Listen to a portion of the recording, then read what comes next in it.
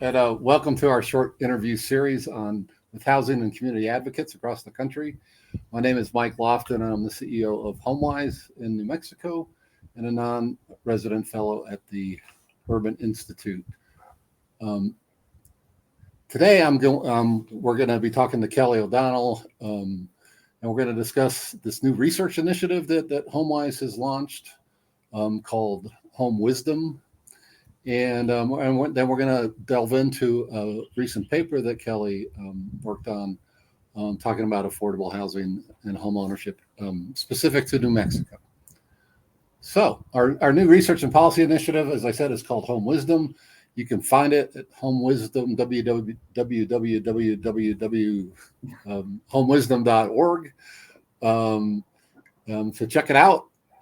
Kelly O'Donnell is the director of Homewisdom. And has been doing a bunch of research, a bunch of original research for very interesting content on that website. So check it out.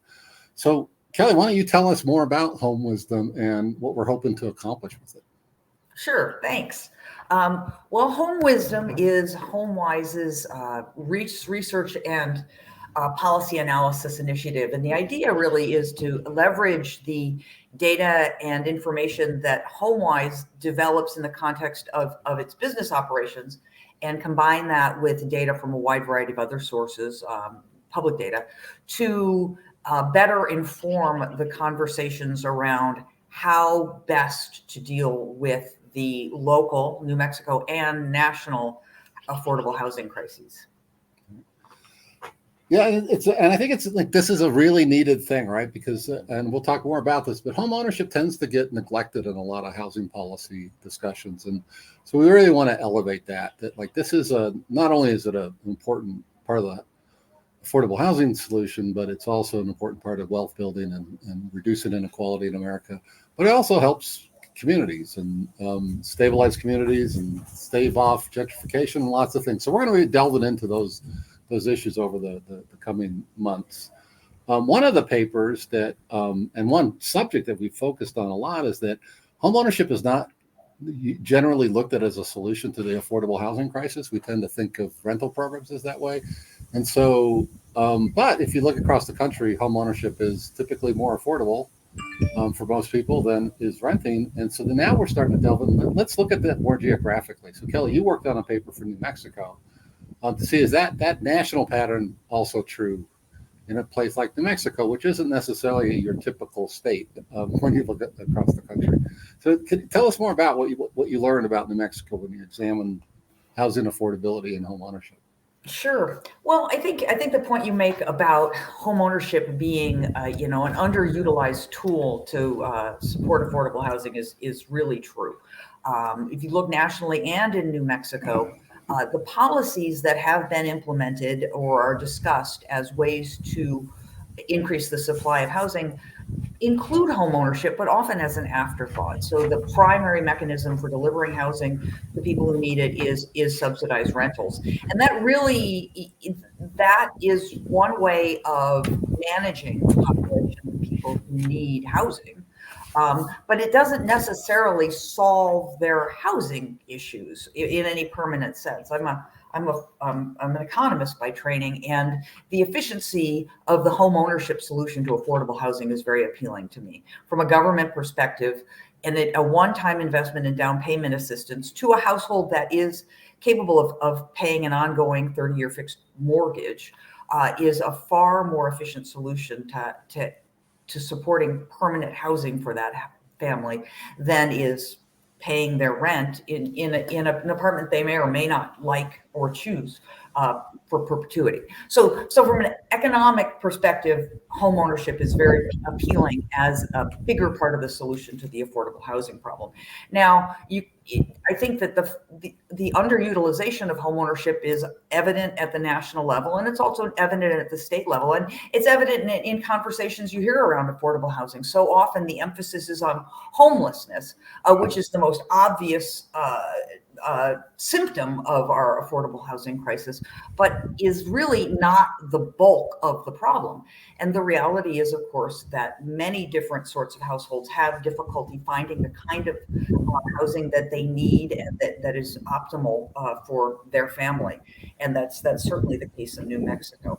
Now, when you look at nationally and in New Mexico, what you see is that there is a very significant percentage of people who are currently renting who could afford to own. Now, not all of those individuals or families necessarily want to own, but it is very likely, in my opinion, that a significant percentage of those households are unaware that they could actually afford to own. And policymakers, I think, are not fully versed in the affordability of home ownership relative to renting. So I think there's this big gap that could be filled in, this big housing gap for working families, essentially low and moderate income working families who really would benefit from home ownership. And you see that at the national level, you see that in New Mexico, but that's a gap that really could be filled relatively efficiently with a change in policy focus. Yeah. So it's like, so there's a big advantage just in terms of how we spend money and our social safety net, right? That it's, it's more efficient for many people to just help them buy a home than to pay a rent subsidy every month. But I mean, the other thing that you're talking about is it's also like for many people, including low-income people, it's more affordable.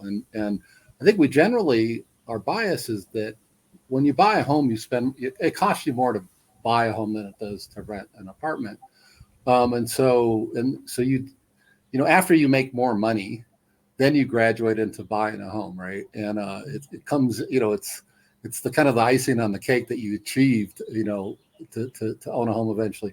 But when you really look at who owns homes, the typical, in your research in New Mexico, is the typical homeowner spends 10 percentage points less of their income on housing expense than the typical renter. And if you control for income, it's still true for people below 50,000. That 10 percentage gap is holds. And what's really interesting is, like I noticed in your report, that like for people who earn less than $20,000 a year, which is very low income, in New Mexico, the people who own making that low of an income are paying 15 percentage points less of their income on housing than our renters. So I mean, it's not just like something you want to achieve and it's the reward of achieving home ownership. It's actually the path to financial security. It's the transportation, not the destination. I think that idea that home ownership is something you mature into, or you save for over a long period of time and attain at some future point in your professional career is, it's something of a myth, in the sense that people who are from middle class households often have the assistance of their parents or friends or family or inheritance in getting their first home. So they are middle and upper class Americans are purchasing their first home relatively young, and they are able to benefit from that home ownership throughout the course of their life. And so over a lifetime, that 10-year head start on home ownership results in a lot of accumulated assets. And one thing you find is that white Americans are much more likely to be able to purchase a house relatively young. And so one of the things that contributes to the wealth gap is this idea that people who don't come from a household with a lot of wealth to begin with, that they move into home ownership, which is the mechanism by which most households in the United States and in New Mexico accumulate wealth. They come into home ownership considerably later than folks who had more resources in their family to begin with. And so that basic head start that certain portion of the population gets on home ownership is actually contributing to this widening disparity between the wealth held by households of color in this country and the wealth held by white households. So you will see a real disparity in that, and to some extent, it's based on this myth that home ownership is something you have to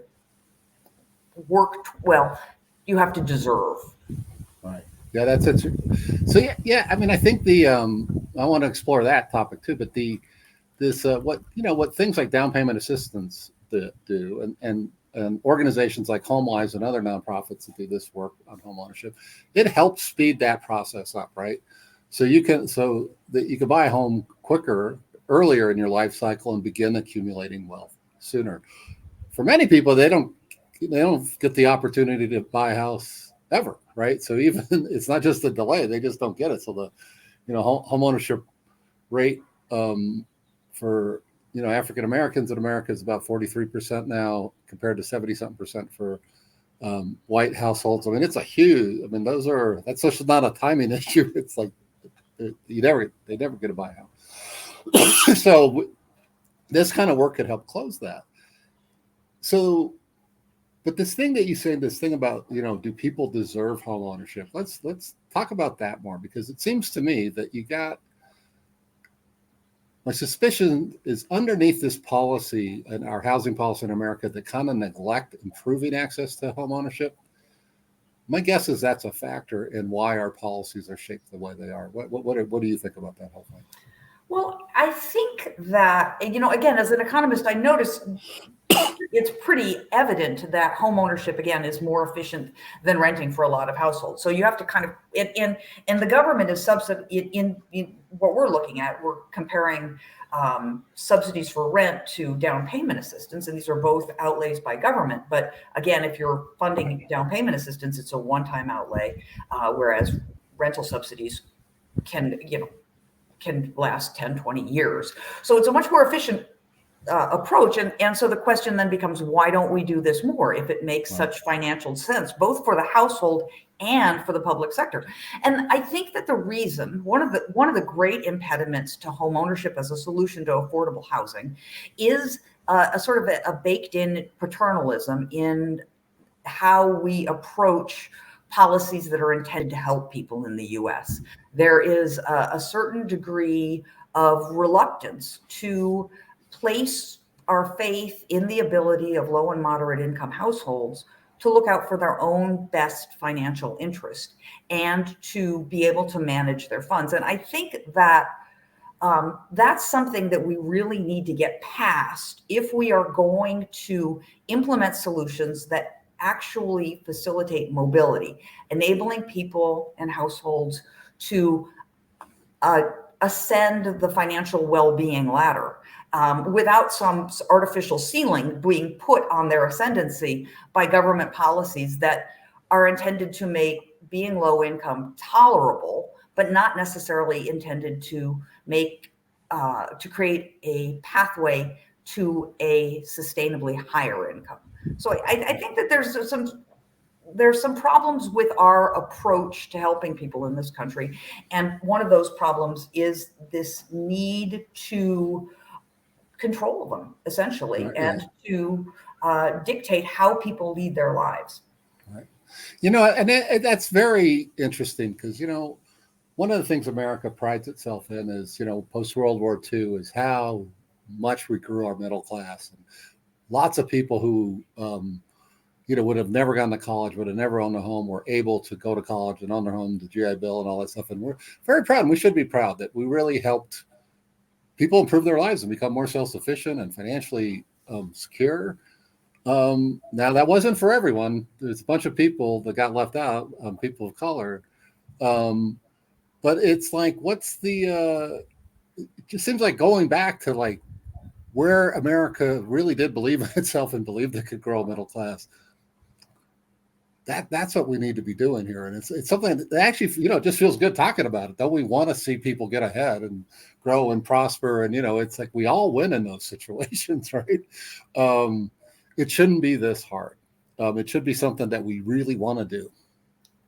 Absolutely. Absolutely. It's a solution for families, but it's also a solution for whole communities and for, again, the public sector. If the public sector is really meaningfully invested in ensuring that people are housed and helping people to become financially self-sufficient, both in right now and generations in the future, then we have to get out of this mindset of needing to control people and really give them the resources they need to chart their own course forward for their family.